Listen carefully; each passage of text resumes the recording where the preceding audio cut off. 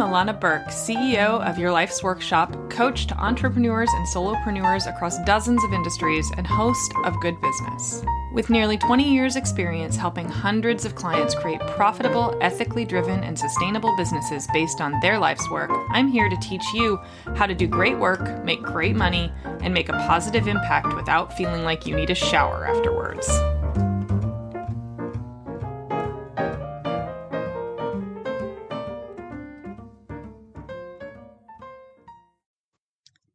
Hi, everybody, and welcome back to the Good Business Podcast. I'm your host, Illana Burk. I am delighted to have you here today. And today I'm going to talk about a really tight little lesson. We're going to talk about constraint and the power of constraint. Now, constraint is not the same thing as scarcity. And that's that's the first part of what I want to talk about, is that a lot of people use these concepts as interchangeable. And today, we're going to dig into the difference between constraint and scarcity and false scarcity and how those three things affect users, buyers, consumers differently, no matter what you do. So the first thing I'm going to talk about, I'm going to kind of define what each of those things are. Then I'm going to dig into how to think about constraint in your own business, in your own work. And then I'm going to give you a little bit of information about how I deploy constraint in my own business and what that means to me. First, we're going to define these three ideas: constraint, scarcity, and false scarcity, and what they are and what they're not, because they get tossed around, especially in kind of ethical circles, a lot of like what these things are, and they start to kind of lose meaning. So first of all, for this context, when we talk about constraint, we're actually talking about like putting limits on your reach, putting limits on your ability to grow, putting limits on your scalability, putting limits on your creativity as a way of tightening the edges and making things more integral, more creatively deep, a deeper well, one could say, right? That's the way that I generally deploy constraints. So we'll talk a little bit more about that in a bit, but that's the baseline. Now, scarcity is when you have a finite amount of something. Actual scarcity is a thing, right? If you have 4 chairs to teach 4 people a lesson, then you can only take 4 people, or you have standing room only, which is going to lower the value point, right? Now, online, it's real hard to actually create, to actually have real scarcity, because chances are good that like an infinite number of people could fit in a Zoom call. So it's harder to create scarcity. Now, scarcity creates a thing in people's brains. Now, when we think about this through the marketing lens, the reason why we hear so much about scarcity is because scarcity creates buying decisions. When people know there's only one of something left, they immediately want it more. When it's the last piece of pizza, even though you're full, you really kind of want that last piece of pizza. We are humans who feel like there's a survival element to this, right? Where if it's the last of something or there's very few of something, our survival instinct kicks in, where I must gather that thing in order to survive whatever's next. Our brains, however, this is a lizard brain response, which is why marketers love it so much, because it short circuits higher reasoning. Because when you actually deploy higher reasoning, your body's like, actually, dude, you're full. You don't need that piece of pizza. Or, hey, your marketing is fine. You probably don't need to spend $2,000 on that marketing course that they said is, time is running out and there's only 4 spots left. That's false scarcity. So we're kind of talking about both of these things simultaneously a little bit here. But real scarcity is where there's like a legitimate constraint put on something that is for a reason that you can articulate. Meaning, let's say you're going to do an online course for something, but it comes with a handmade art piece or a box of cool objects that are going to enhance the learning experience in some way, that are going to be mailed to people's houses, and you only have 10 of them. There's real constraint there. You cannot take any more than 10. There's real scarcity there. You've constrained the experience because you can see from a leadership perspective that having only 10 people is going to deepen people's connection with the work itself. You can see that having more than that would actually dilute people's ability to connect with one another, right? That's how you've designed something that the constraint creates scarcity. So that's real legitimate scarcity. And then going into the marketing path of like how you develop all of your content, then you can make decisions around that based on the realities instead of something false that's designed to trigger a buying decision. If you're looking at it to trigger a buying decision, then you're putting the emphasis in the wrong place, just inherently. You're doing it wrong if you're trying to just get people to buy. The idea is create something that has value to the right people. Now, that's a lot harder. False scarcity is a lot easier. Now, let's talk about what false scarcity is. False scarcity is things like, we only have 12 copies of a digital product. I mean, fucking come on, seriously? Like, you really expect people to believe that? Well, they might not believe it, but it's still going to activate them anyway. And you're not immune. I don't care who you are. I don't care how rebellious you are. I don't care how critical you are. We are absolutely animals underneath it all.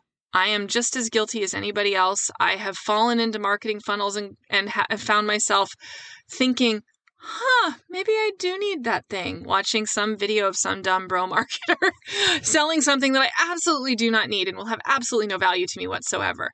But there are psychological triggers that they are pulling on that you are not physiologically capable of rejecting outright. Your brain will react to what's being said, even if you're trying to be skeptical. Now, I've never actually clicked buy, mostly because I'm really cheap, but I've certainly found myself going, I can't even believe, like my higher reasoning starts kicking in. I'm like, I can't even believe that I'm even interested in this. This is so stupid. But then I'm like going, okay, hey, there's a bunch of color theory here. There's red buy now buttons. There's flashing lights. There's a countdown timer. There's all this stuff basically tricking my brain into thinking I'm being chased by a tiger. And the only way out is to click buy now. There is actual chemical things happening in your brain when false scarcity is deployed. This is why that shit's super unethical and super shitty and why I rail against it all the time, because you are triggering people into buying, not creating something valuable enough that they want to buy it. Very often when you see people deploying false scarcity in this way, what you will also see on the flip side in their launch analysis and stuff like that is that they'll say things like they have, 20 to 30% attrition or, pretty significant drop off in refund rates. Or they have things like they just don't offer refunds. Or they say it's 100% money back guarantee if you complete all of the coursework and can prove it and jump through these 9 hoops. And then we'll maybe consider that after you feel totally ashamed that you didn't do all the work and now you have somebody wagging their finger at you and all the things. We've all seen this stuff. What I want to talk about, though, is like, what happens when you create something that has real constraint to it and there's real reason behind it and you can articulate those things and they're well aligned with the value proposition that you're putting out there. Now that has real power because now, yes, you're still hitting that little like fight or flight survival thing going on because there's real constraint, but when there's real value mixed with real constraint, that's gold. That's viral content. That's content that sings. Now, it's harder to do, though. That's the thing. It's really hard to do because it requires a level of depth and a mastery that most content providers simply don't possess. They just don't. And the more scarcity I see put on things, the more I assume there is less value to be had. So when I see all the tricks deployed, the more tricks, the less value. As far as I'm concerned, and I've yet to be proven wrong. If somebody has an example of someone who deploys all of those tactical nonsense crap, scarcity, all the things, and then they were like, yeah, and it was so worth it, and I learned so much, please reach out. I would love an example of being wrong on this, but in 13 years, I haven't seen one yet. But when I see somebody who's like, hey, I'm going to do this thing. Here's all of my experience. I only have 10 seats. I wish I had more, but I don't, because here's why. Here's why this is the right thing. Then what I get is something that's extremely high value. Now, for example, here's the constraint that I'm placing in my business. I have constraint points in a few different ways. The first is on one-on-one work. I take 2 calls a day, 4 days a week, no more. That means that I have legitimate constraint on my time. I cannot perform at my highest level and do any more calls than that. That's it. That's all there is. There is no more. That means that I can take a total of, what's the math on that? Like 32 calls a month. Maximum. That's if I never want to take a break, which I don't take a lot of vacations because I have a really manageable, balanced schedule. So that's okay with me. That's how my life works. That means that I get to be off at 3 o'clock every day to hang out with my kid while she's still little and cute and wants to hang out with me. So these are the things that matter in my world, and that's the real constraint that's at play. Now, what that means is after 13 years, I could charge a lot more than I do because I have legitimate scarcity on my time, and I'm usually running with a waiting list. Now, this is where the ethical choice comes in of how much do I want to charge to make that meaningful, right? How much do I want to charge knowing that that's the constraint? Well, for me, I work backward from what a solid living based on how much time I'm spending looks like. And that's how I set my rates. My rates they just went up for the first time in like 7 years, and they are still manageable. I aspire always to be manageable so that I can pick and choose the clients that I want to work with because that feels sustainable for me.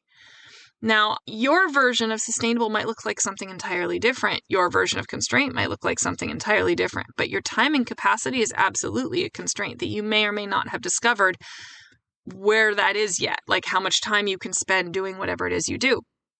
But I encourage you to explore it and figure out what your actual constraints are, because what happens, especially among creatives and service providers, you don't really know what your constraint is. You don't really know what your capacity is at any given time because you're taking things on it's like the difference between a push or a pull, right? When a client is pushing work at you and then you're reacting to it, you don't know how long it's going to take. You don't know how much capacity it's going to gobble up, and you don't know what kind of constraint you actually have. So you can't really set an accurate price tag for something that you haven't experienced yet. It's one of the most difficult parts about being a service provider. So then you don't have boundaries either, right? So you forget to set like time constraints on your day and your life, and that becomes harder and harder to hold the less and less you do it. So now you not only have constraint on your time, you have a lack of constraint on your energy because now you've taken work at a rate that you couldn't afford to take it, and you don't know how long it's going to take, and now you're in a mess. And now you undercharged or you overcharged or, there's no alignment there. So you can understand how finding your sense of time-based constraint is a really, really good place to start. Now you have at least a sense of, like, as a service provider, at least, what your framework capacity can look like. Now, for me, another way of looking at this in another example is in courses and groups and things like that. I know that a lot of people listening are going to be doing stuff like that or are currently. I run a community, the Your Life's Workshop community. The workshop space is awesome.